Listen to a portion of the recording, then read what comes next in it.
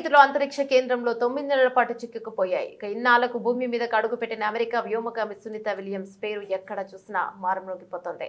ఎంతో గుండె నిబ్బరంతో ఆమె అంతర్జాతీయ అంతరిక్ష కేంద్రం ISS లో గడిపిన తీరు ప్రతి ఒక్కరికి స్ఫూర్తిదాయకంలో సందేహం లేదు. ISS నుంచి గతేడాది తిరిగి రావాల్సి ఉన్న వ్యోమ నౌకల్లో సాంకేతిక లోపం సునీత విలియమ్స్ బుచ్ విల్మోర్ రోదస్ లోనే ఉండిపోవాల్సి వచ్చింది. తాజాగా క్రూటెన్ రాకతో వారు ISS నుంచి వీడ్కోలు తీసుకుని భూమిపైకి చేరుకున్నారు. కాగా సునీత గురించి ఆమె కుటుంబ సభ్యులు ఏమంటున్నారో ఒకసారి చూద్దాం.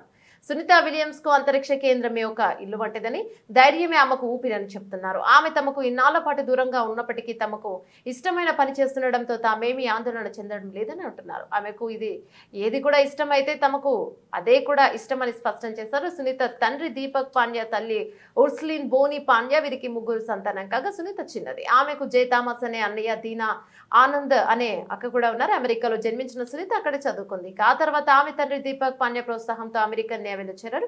నేవీలో పనిచేస్తున్న సమయంలోనే మైకేల్ జే విలియమ్స్ ను ఆమెకు పరిచయం ఏర్పడే స్నేహంగా మారి వీరిద్దరు వివాహం చేసుకుని 20 ఏళ్లుగా కలిసి జీవిస్తున్నారు. టెక్సాస్ లోని హ్యూస్టన్ శివార్లో వారు నివసిస్తున్నారు. పిల్లలు లేని ఈ జంట ఒక అమ్మాయిని దత్తత తీసుకోవాలని అనుకుంటున్నారు.